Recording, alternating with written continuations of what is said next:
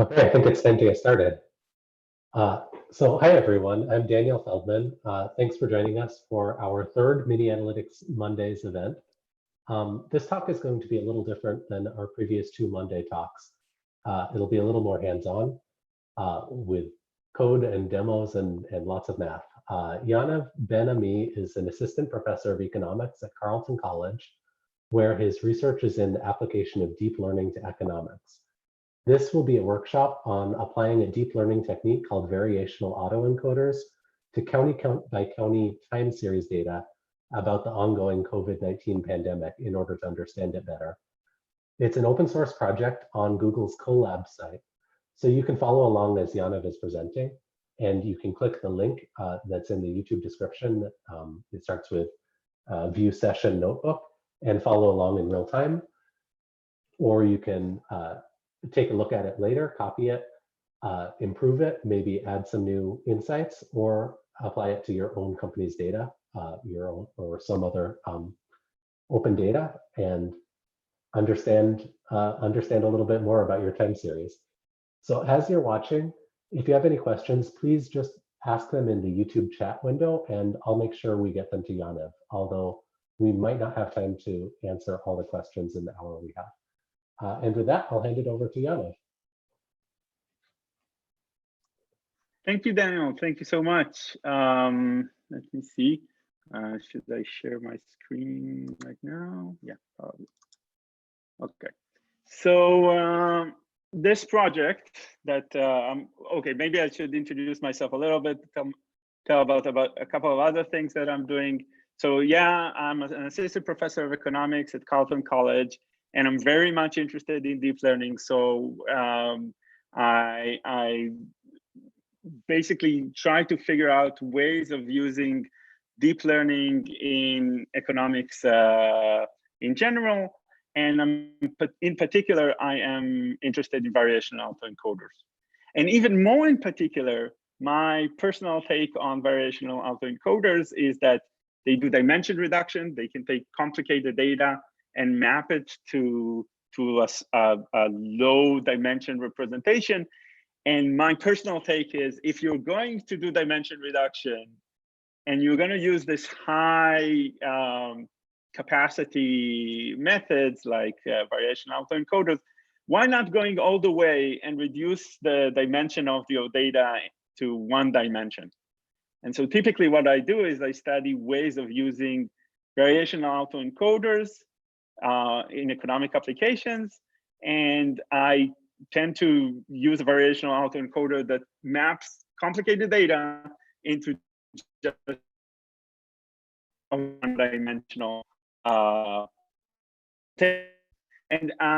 if you go to my GitHub, that's Yaniv 26 in economics, and you go to notebooks, you can see a bunch of these projects.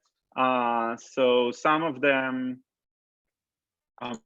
are relate to time series, more like some of them have to do with missing data. And so you will find a bunch of these things here in the notebooks. It's loading really slow. I hope it will, well, it's there in the notebooks, hopefully. We'll get it at some point. Okay, so I'm just going to talk briefly about variational autoencoders. I'm going to dive into the talk.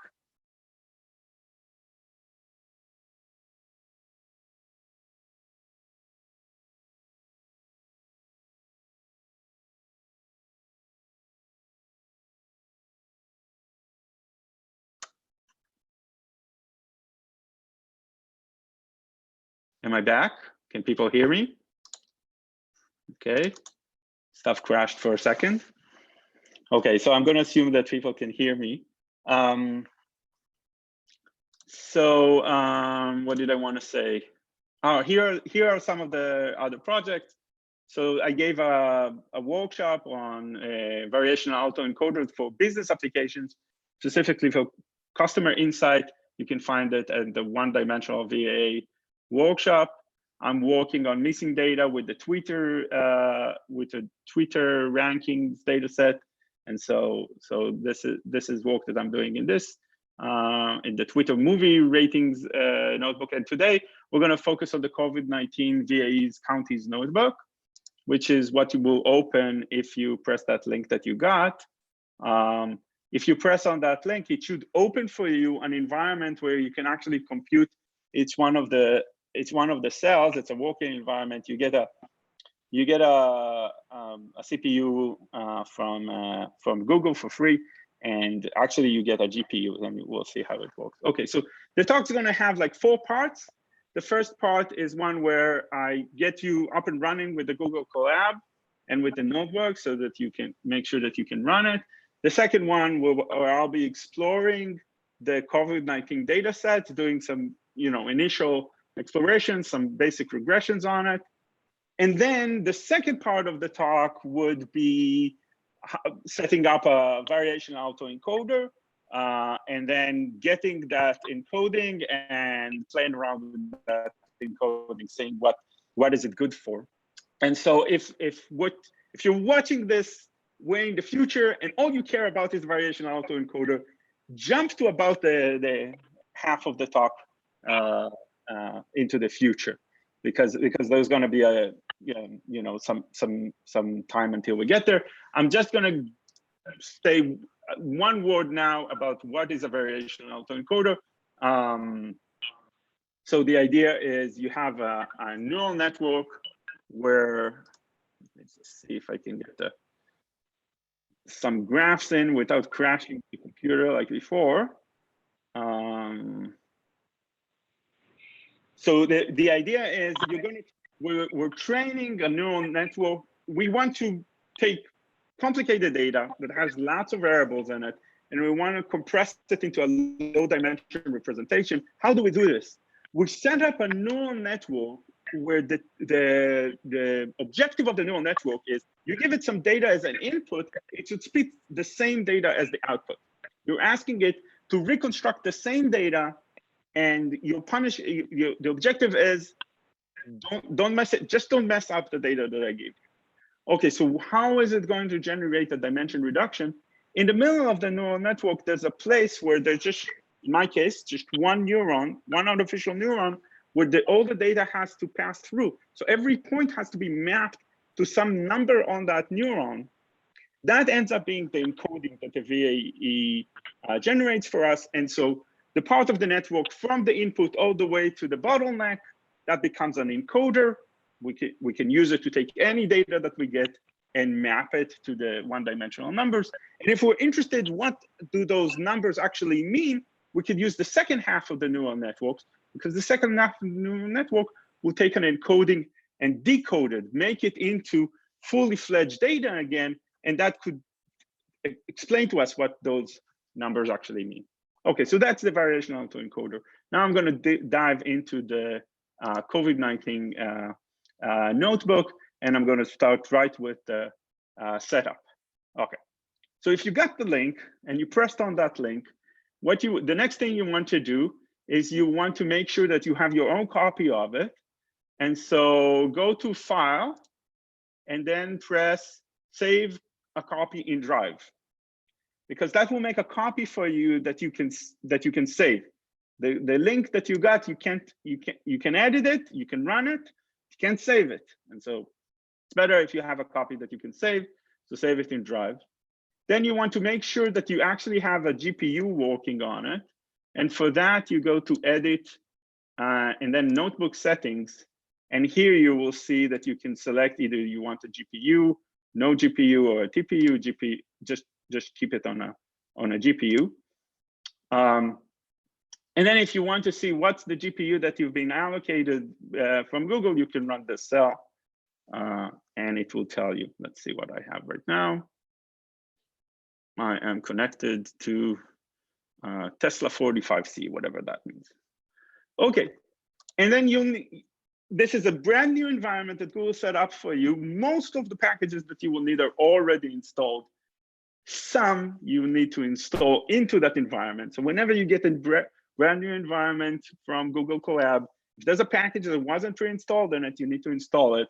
And so running this cell would install for you all these packages. You don't have to do this every time you restart the runtime. You just have to do it one time in the beginning, and it will, you're connected to the same CPU all the time. You have some disk space there. And so once you install stuff into that, so you want to shift enter this cell.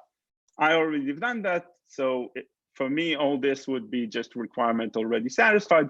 But for you, you will see downloads of all these packages that are needed in this notebook.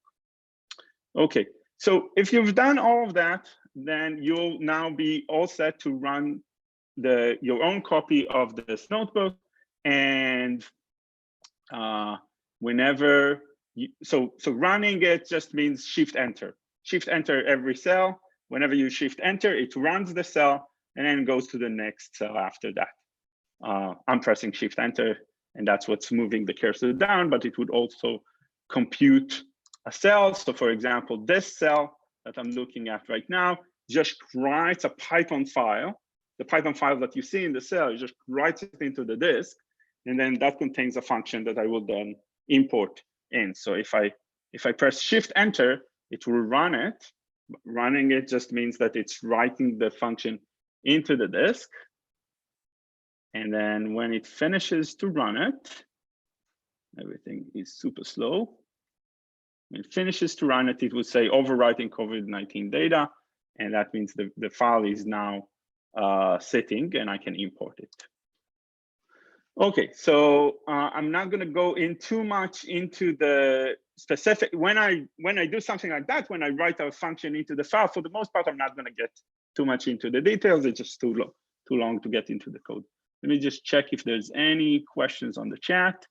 I see that I can continue. Okay, so hopefully everyone can get set up. So let's talk about the data. We've just wrote the function into the disk that loads the data. So now let's just execute it, and we'll see what we get from it. I don't want to execute it because, wait a minute, can I execute it? Yeah, I can. That will be safe. Okay. So if I execute it, there's no printout. But now if you press on cases head, for example, you will see the data set we've just imported live from two data sources. The data sources are the New York Times COVID-19 data set. Let me just open that so you can see what it is. So it includes data over every county in the US. That's the nice thing about it. Once it loads, if it loads, yeah, here it is. So you can read about it here, county level data. You've got cases and you've got number of deaths per county. So that's the first data source. Second data source is the American Community Survey. That's from the Census Bureau. And it includes some background variables that, we might be interested how they related to how many cases we have for COVID-19. And I should say, I am not an epidemiologist, right? So I'm an economist. So obviously for me to deal with epidemiology related data stretches my skill set, and and I do lots of things that are wrong, so you'll have to excuse me. I'm mostly interested in the variational autoencoders and how to use it, and so I'm just trying different data sets.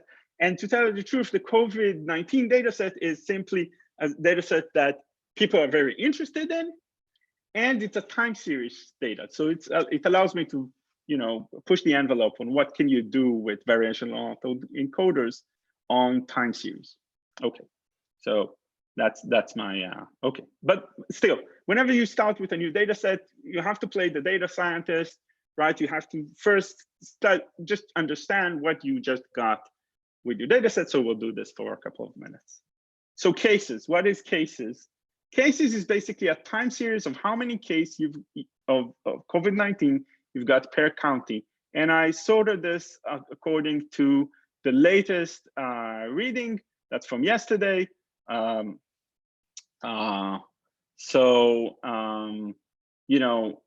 how many cases were in New York, that's the highest county, then Cook County in the next in New York, that's the next one. And more importantly, okay, so we got the time series going. If you roll it to the right, oh my God, this is gonna be a problem. Even rolling to the right is stuck. Maybe I should redo the cell. What's the problem? I need to roll it to the right.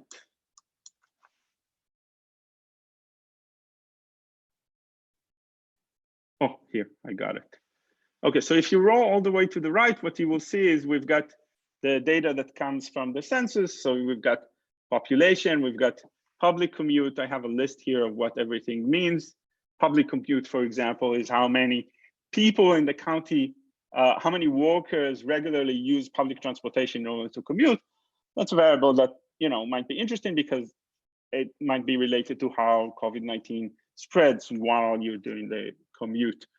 There's been a lot of interest in the African American and the Hispanic population, whether they have particular susceptibility to COVID-19.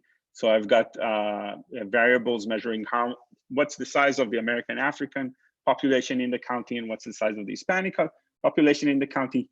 Then I also imported, how many renters you have, how many people work in manufacturing, how many people are below the poverty line, how many people are employed but don't have a health insurance, and then just what is the aggregate number of rooms in the county, and how many buildings are actually one unit detached, so one family home. Okay, so rooms and detached are interesting because the basic hypothesis would be it has to do with population density, right? And so everything that is related to population density could be an interesting variable to put into this regression. Okay. And then we're not interested just in the level, we're also interested in the growth rate. Right, you might imagine the rate of transmission is the really interesting variable, and so the change data set. What it has is it has a 7-day average, rolling average of the growth rate, simply computed from the previous data set of the cases, and that's going to be where really most of the interest is in this talk, because you might think that it's the rate of transmission that we really care about. How many cases we have are an outcome that comes from the rate of transmission. Okay, and then deaths, the same like cases, just lists how many cases, how many deaths, COVID-19 related deaths happened each county at every, so this is the time series of deaths. Okay, in case you're interested in Minnesota in particular, our biggest counties are Hennepin, Minneapolis, right? It has currently 2,000 cases, but that's an old story. I mean, it started from the beginning. The new story is a county by the name of Naugles. It's a national hotspot. I will show you in a couple of, even in the next table, you will see that it's a national hotspot related to meat processing plant, recent outbreak. Stearns, Minnesota might also be related to that. It's also a very recent outbreak. Okay, that's in St. Cloud, I think. Okay, so hotspots, the way people talk about hotspots is places where it's not the number of cases that matters, it's the number of cases per some number of people. So for example, per 1,000 people, that would be like a hotspot. Any county in the US that has a very high rate of infection at the moment, that's what gets described as a hotspot. And so here you can see the top 15 hotspots in the nation at the moment. Some of them I remember like what generated the infections there. So for example, Nobles, Minnesota is a meat packing, meat processing. Marion, Ohio is a jail. And the ones that I'm concentrating on are places where the infection is pretty recent. So you see a lot of cases per 1,000 people, but not many deaths. And then you have like these mature hotspots, for example, Rockland, New York, where they had 12,000 cases, but the current growth rate is very low. So they put a stop to it completely. Along the way, though, almost 400 people died. Okay, so that's the hotspot. I'm gonna take some questions from the chat if we have some available. Let's see. Pandas can sometimes be a resource hog in terms of compute resource. Have you run into resource issues as the size of the data scales to hundreds of gigabytes or terabytes? I avoided it for now. I avoided it. So that's a pandas issue.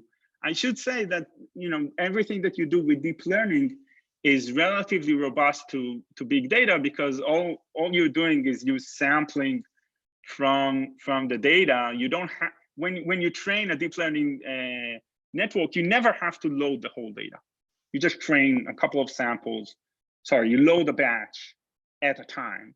And so everything you do with the deep learning scales really well. Let's see, another question. Have you run into resource issue? Oh, that's the same question.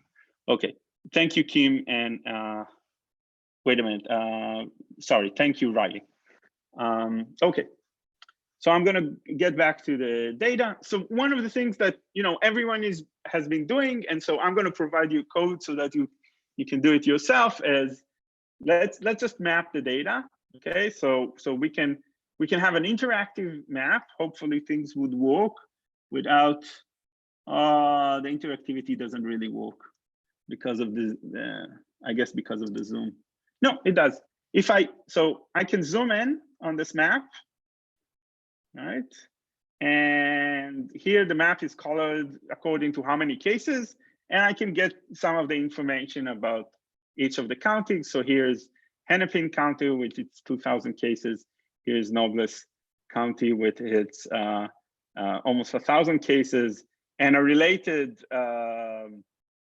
issue, again, a lot of meat processing facilities in Sioux Falls, South Dakota. Black Hawk is also a meat processing facility.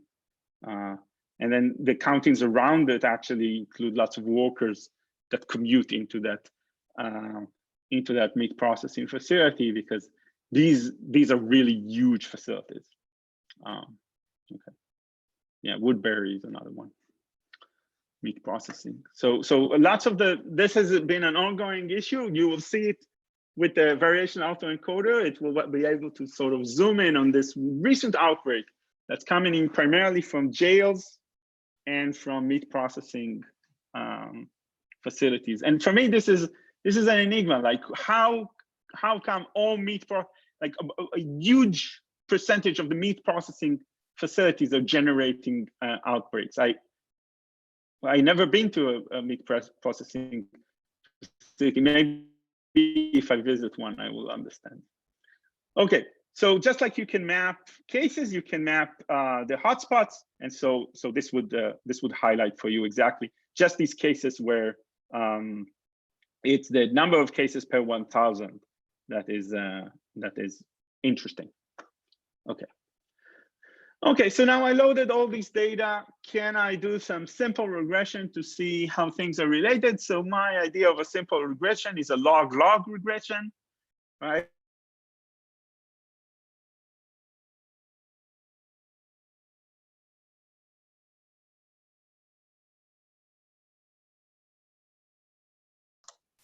Okay, hopefully everyone can hear me again.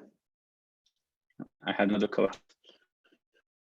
Okay, so I will just my regression where the coefficients have an interpretation of an elasticity, right? For a percent increase in the population, what is the percent increase that you will get in the number of cases, the latest number of cases? Okay, so that's the interpretation, for example, of this variable, this coefficient. Large populations mean that about 3/4 of the percent increase in the population would transfer into an increase in the number of cases. That's a little bit surprising because you would think that this would be a 1, right? If you think that there's no difference between big cities, for example, and rural areas, and eventually the disease is going to come everywhere, then that would mean that you think that these coefficients should be 1. It's nice to have like something in the back of your head. And also, given the fact that we've seen New York and Detroit become such a huge problem, you might think that coronavirus has to do with big population places. The fact that it's 0.75 instead of 1 is actually interesting, though maybe, yeah, and it's actually statistically significant also from 1, right? Not just from 0. So you can say, no, it's actually bigger population seems to be associated with less cases, not more cases per person. Okay, and then you can think about public commuters. Maybe it's the fact that big cities have lots of commuters. Maybe that's what's driving the results. So the answer is yes. Cities that have a lot of commuters end up having more cases. African American population, yes, you can see cities that have counties that have a bigger population African American end up having more cases. Also Hispanic, you can see that is statistically significant as well. The renters variable doesn't come as statistically significant, come out as statistically significant. The log manufacturing does come as statistically significant, so manufacturing operations. And probably the hypothesis there is, these are people these are factories that haven't shut down, and workers might not have sick leave, and so they come to work when they're still sick.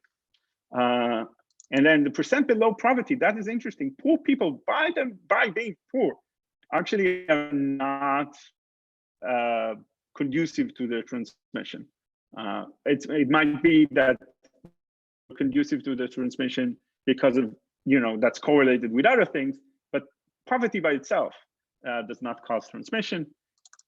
So then no people not having health insurance doesn't come out as statistically significant.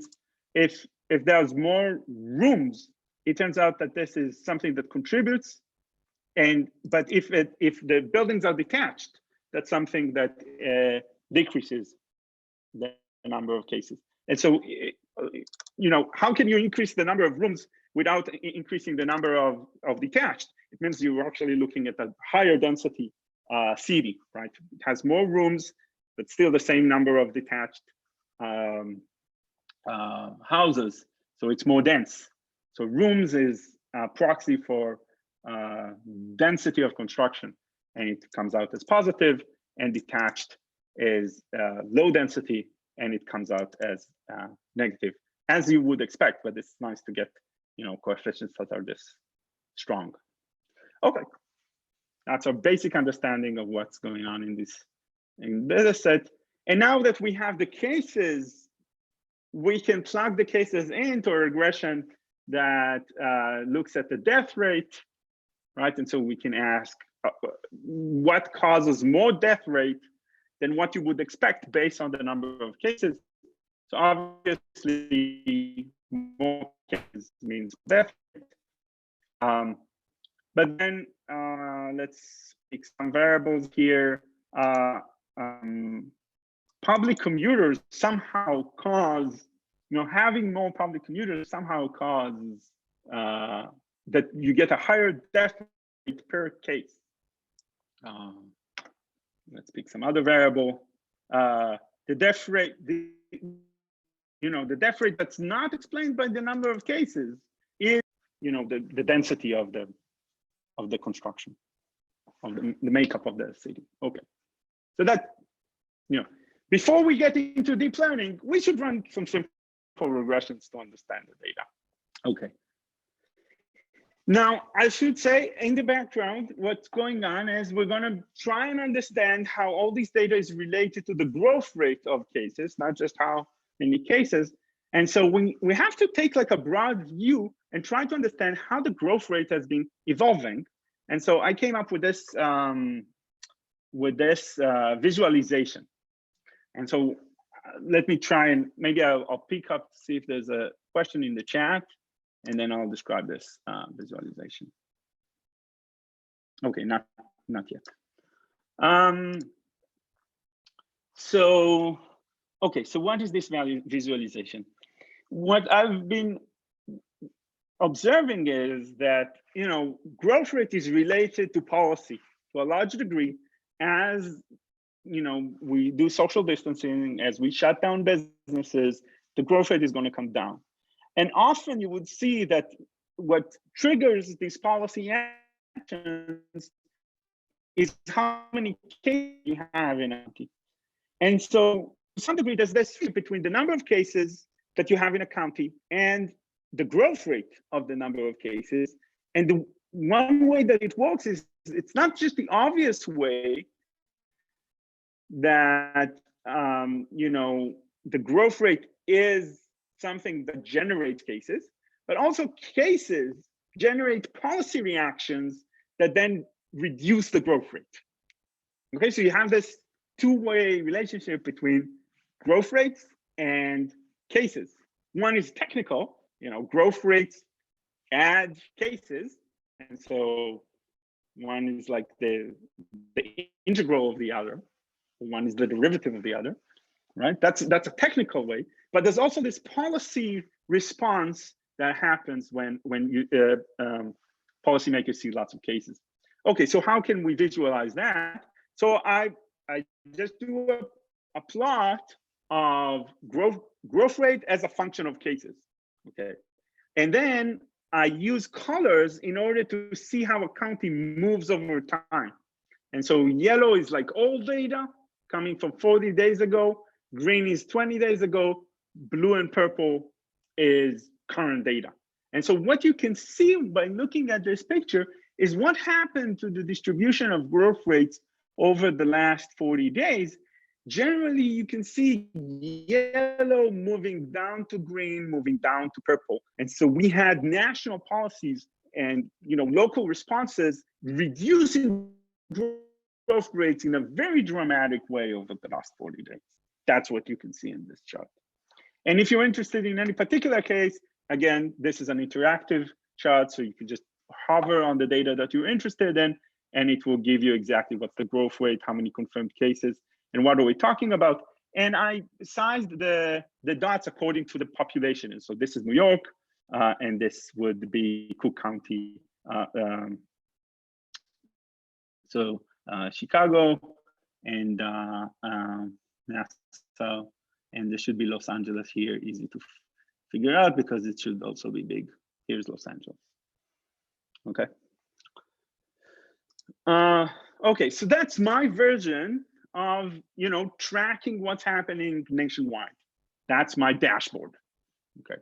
Okay. So let's see if I have. Okay. So now I'm going to transition.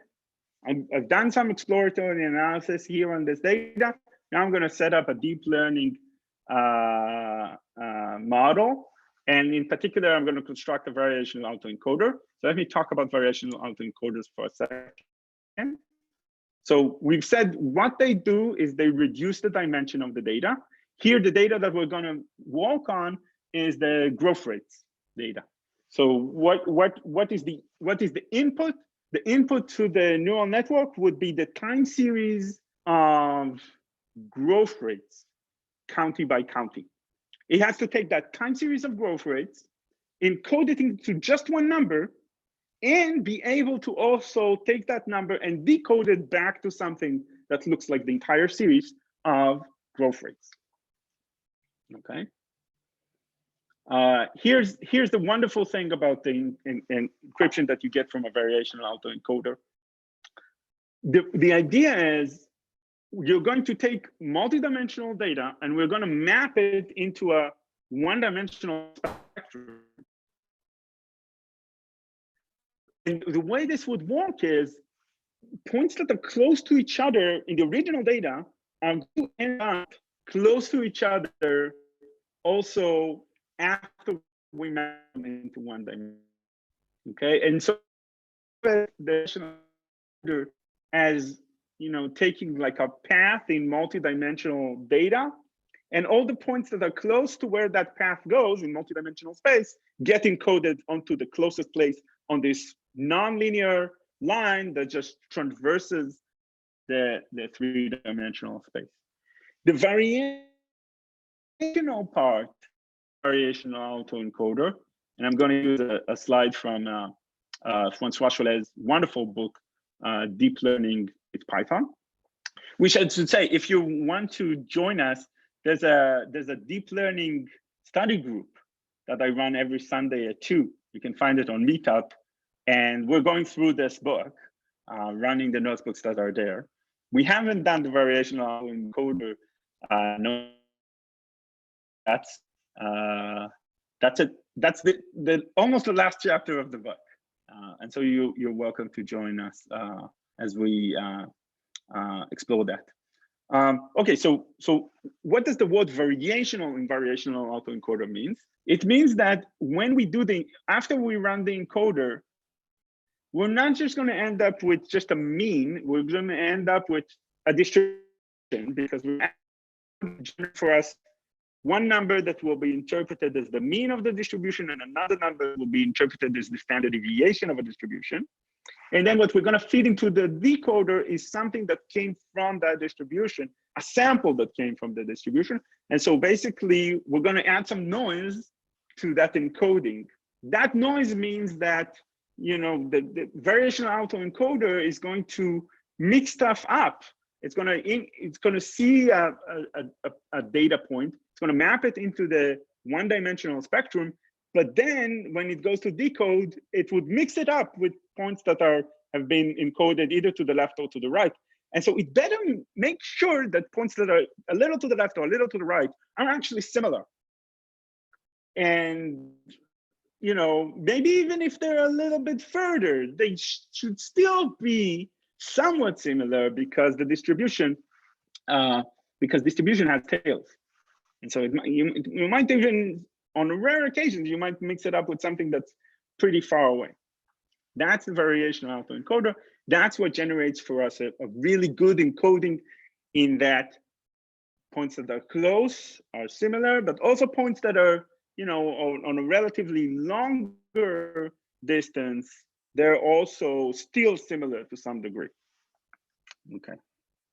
Points that are far away from each other, that's the problem with principal component analysis, that it tries to actually map everything in a way that also maintains distances between points that originally were very far from each other. That's why principal component analysis is not such a good idea for mapping high dimensional data into low dimensional data. You want to focus on closer relationships. Okay, so back to the code. We don't have much time. I better pick it up. Okay, so I'm constructing the V. I want to get in construct, and I make sure that I'm not overfitting, and I can save the model on low model if I want some save data. And I can then take and encode all the data of the COVID-19 into just one number. And so that's what this cell does. Okay, so now we want to understand what does that encoding means. And so one thing that we can do is we can sort of present a distribution of the data over the encoded types. So this range here from -3 to 3 is the range of types. And the histogram that you're seeing here, or the kernel density estimation that you're seeing here, is basically how many points were encoded to each number on that spectrum.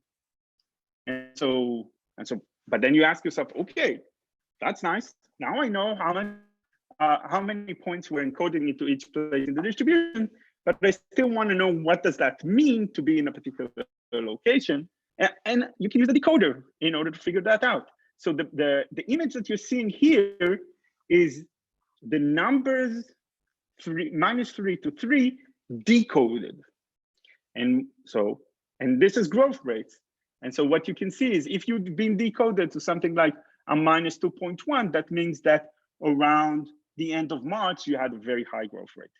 If you've been decoded to around 0.3, that means that around the second week or first week of April, you had a large growth rate. What's nice about this is it identifies for us like a cluster of high growth rates in a particular week. There was this lots of places that all had an outbreak at the same time. And here there's it looks like there's initial infections, and then there's second wave, and then there's third wave. And maybe this area over here, that is also something that has to do with what's happening right now, what's happening for the last 3 weeks. And we can see that the week ending last week, basically, we saw a new wave of infections. Okay, so that summarizes the whole data for us.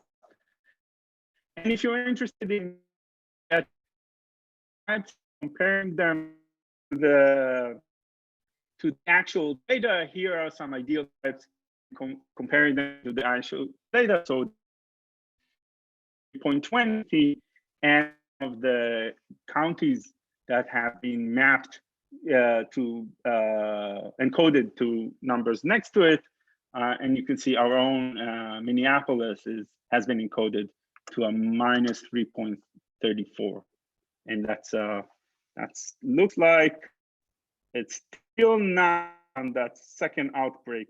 Well, we can't actually see the second outbreak on this graph. The distances, the sampling just jumps over it for some reason. Okay, so it's hard to see. But we could just come back here and say, if you got something like a -0.7, that's the second outbreak. We saw that Minneapolis is not in that. It's in the original batch. Okay, it was a -3 or something like that. Okay, now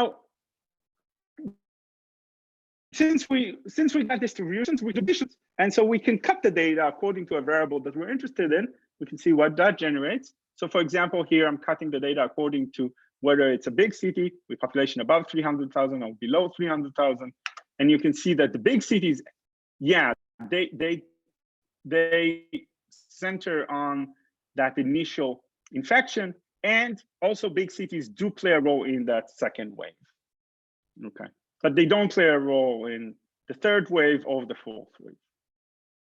So maybe that's a different mechanism. And just to show you, commuters is a very interesting variable. It generates the exact same chart. So I can condition on how many public, instead of saying this is a big city that has 300,000 or more people in it, I can say, are there 2,000 walkers that publicly commute? And the result is pretty much the same, okay, in terms of conditional distribution. Okay, now, so what can we do with this types that we've got? The naive approach would be, let's put them on the map.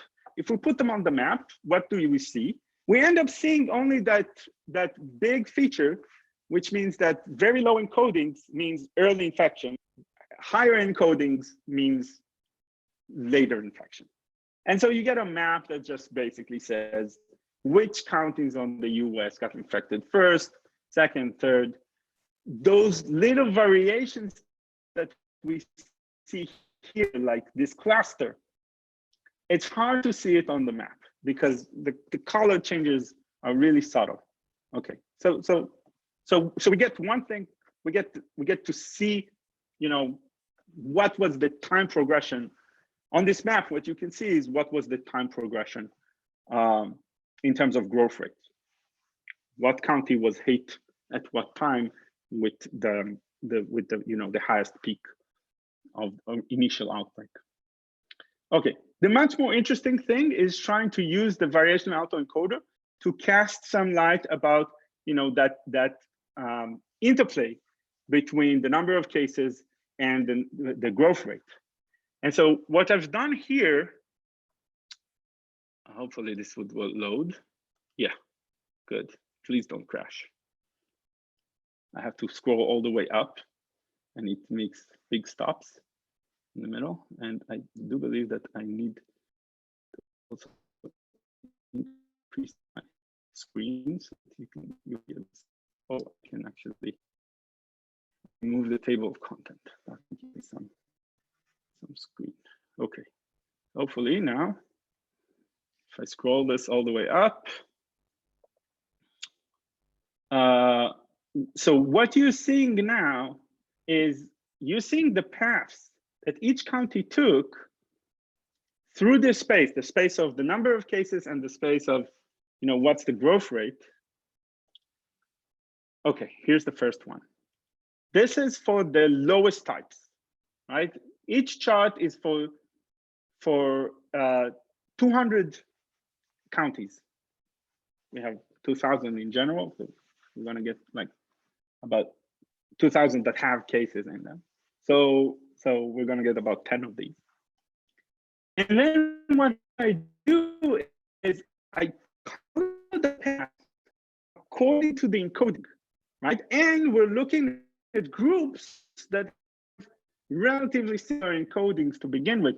So here I'm plotting the evolution of cases and growth rates from, you see the encoding goes from minus 4.7 all the way to minus 1.6. And here on this graph, you can see the magic of the variational auto-encoder. Because not only does it sort big groups and separates them one from another, even at a lower frame of reference, it still manages to sort of figure out how to, put stuff into subgroups as well.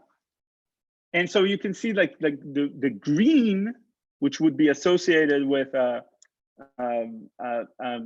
encoding of about minus 3.5, looks like they have initial outbreaks that are bigger and take longer to scale down, while the reds and yellows have low managed to them better, and so they end up with lower numbers of cases eventually. Okay, if we scroll down, wait, I need to do the right scroll here. This is the right scroll. Okay, this is the next group, minus 1.7 to 0.9. You see a completely different pattern for these countings. And so going over each of these cases gives you an overview of what's happening in the country at the moment, group by group. I'm gonna skip all the way till the last one, because the last one is going to be what's been going on for the last week and a half. Right? These are counties like this country, well, I'll show you, that have experienced a very big recent outbreak. So encoded relatively high numbers, here they are, 0.3 all the way to 7.2. These are just jails and meat processing facilities. This is a jail, Beldos, Tennessee. And you can see when they close, when they test everyone in the jail, they can really shut down the growth. This is this one in brown, that's Nobles, Minnesota. Shut down, you can't actually, unlike in a jail, the people are still home. There's still interaction with friends and interacting with friends and family. And so it's very hard to shut down the county and so the decline is actually lower when a meat processing plant that's responsible for the outbreak. And here's Torresdale, Tennessee. I don't remember. I think that's actually I think that's a jail and not a meat processing. So they're probably still struggling with actually testing everyone. Okay. This is